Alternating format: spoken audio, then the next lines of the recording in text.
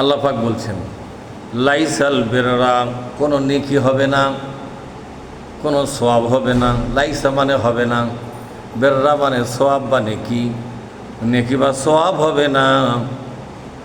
আনতুয়াল্লু বুজুহাকুম, নিজেদের চেহারা যদি ঘোরাও, এই ঘোরাঘুরির মধ্যে কোনো সোয়াব হবে না। কেবালাল মাশরিকি ওয়াল মাগরিবি, পূর্ব পশ্চিমে যেদিকে হয় তুমি নামাজ পড়ো, এই নামাজে কোনো সোয়াব হবে না। এই আয়াত দ্বারা প্রমাণ হয়ে গেল সব নামাজি নামাজের সোয়াব পাবে না। কে বলেছেন? নামাজ পড়লেই যে সোয়াব হবে এটা আপনি মনে করতে পারেন, কিন্তু আল্লাহ অন্য কথা বলেছেন। সব নামাজি নামাজের সোয়াব পাবে না। এর আসল কারণ হলো কেন সোয়াব পাবে না সে কথা আল্লাহ পাক বলে দিয়েছেন। জোরে বলুন সুবহানাল্লাহ।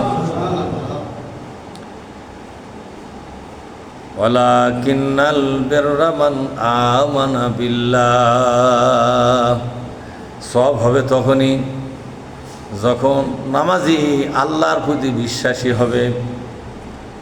এখন প্রশ্ন হলো, আল্লাহর প্রতি বিশ্বাসী না হলে কেউ কি নামাজ পড়তেছে নাকি? তাহলে বোঝা গেল এই বিশ্বাসের অন্য একটা ব্যাখ্যা আছে। যে বিশ্বাস নিয়ে নামাজি নামাজ পড়ে ওই বিশ্বাস পূর্ণ হয় নাই, ওই বিশ্বাসের মধ্যে কিছু ঘাটতি আছে, তাই বোঝা যাচ্ছে না?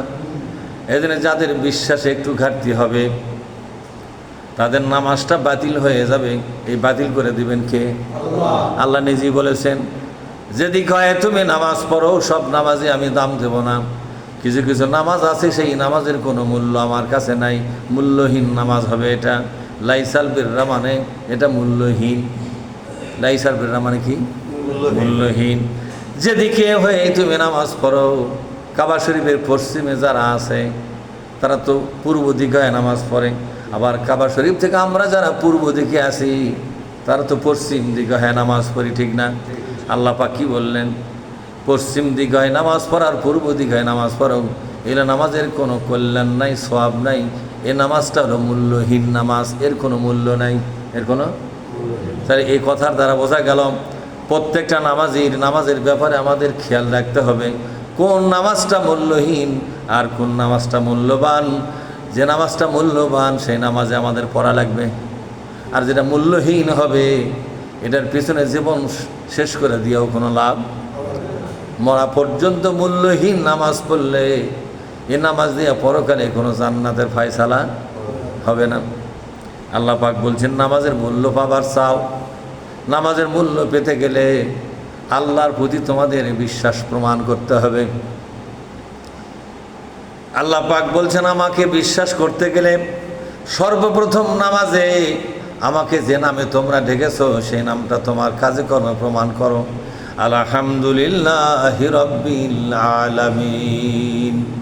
নামাজের মধ্যে বান্দা যখন বলে আলহামদুলিল্লাহি রাব্বিল আলামিন, বিশ্ব জগতের যিনি রব তিনি আমার রব, আমি সেই রবের প্রশংসা করি, ঠিক না? আল্লাহ পাক বলছেন আমাকে রব বলে যখন মেনেছো তুমি কি জানো রব মানেটা কি? আমাকে তো রব বলেছো ঠিক আছে, কিন্তু রব মানেটা কি? রব মানে কিছু বোঝো কি না? রব মানে হলো মানুষ যার আইন মেনে চলে ওই আইনদাতাকে আরবিতে বলা হয় রব। রব মানে পালনকর্তা, রব মানে সৃষ্টিকর্তা, রব মানে হলো বিধানদাতা। মুসা আলাইহিস সালাম ফেরাউনকে লক্ষ্য করে বলেছিলেন, কি বলেছিলেন? রব্বুনাল্লাযী আতা কুল্লা শাইইন খালকাহু সুম্মা হাদা। রব তাকেই বলা হয় যিনি সৃষ্টি করতে পারেন, আর তাকেই রব বলা হয় সৃষ্টি জীবের জন্য বিধান দিতে পারেন যিনি, তিনি হলেন রব। সুতরাং সৃষ্টি যারা তারা হলো আল্লাহর কর্মচারী। কর্মচারী কিনা জোরে কন? সকল সৃষ্টি আল্লাহর কর্মচারী। এই কথাটাই আল্লাহ বুঝাতে গিয়ে ছোট্ট একটা সূরার মধ্যে কি সুন্দর করে বললেন, কুল আউযু বিরাব্বিন নাস মালিকিন নাস ইলাহিন নাস। আছে কিনা জোরে কন? এখানে কুল মানে নবী বলে দিন, ঘোষণা করে দিন। নবী তো বলে গেছে, ঘোষণা করে দিছে। এখন এই সূরাটা এখন আছে না কোরআন থেকে মিশে গেছে? নবী তো নবীর কথা বলে গেল, ঘোষণা করে গেল। এখন এই ঘোষণা দেওয়ার দায়িত্ব কি নবীর? এখন কার? এই দুনিয়ায় যত মানুষ আছে সব মানুষকে একই ঘোষণা দিয়া তাকে নবীর ঘোষণার সাথে সামিল হওয়া লাগবে। সবাইকে বলতে হবে আউযু বিরব্বিল কি রব্বিন নাস, কুল আউযু বিরব্বিন নাস।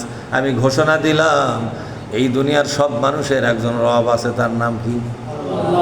এই দুনিয়ার রব হচ্ছে আল্লাহ। আল্লাহ হলো শুধু রব নয়, ইলাহিন নাস, মালিকিন নাস। কি বলা হচ্ছে তোর এখন? দ্বিতীয়বার বলা হলো মালিকিন নাস। ওই রব হচ্ছেন তিনি, মালিক হবেন।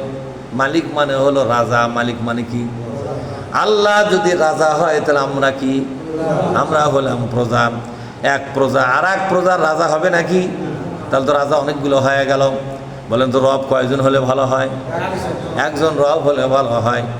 এই সারে জাহানে রব হলেন একজন। সারে জাহানের যত মানুষ আছে সবাই আল্লাহর প্রজা।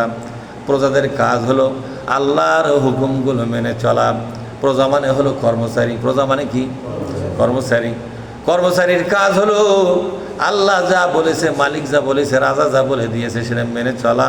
কিন্তু আমাদের দুঃখ হলো বাংলাদেশের একদল কর্মচারী আর এক দল কর্মচারী হয়েও, চাকর হয়েও তার রাজার আসন দখল করেছে, ঠিক না?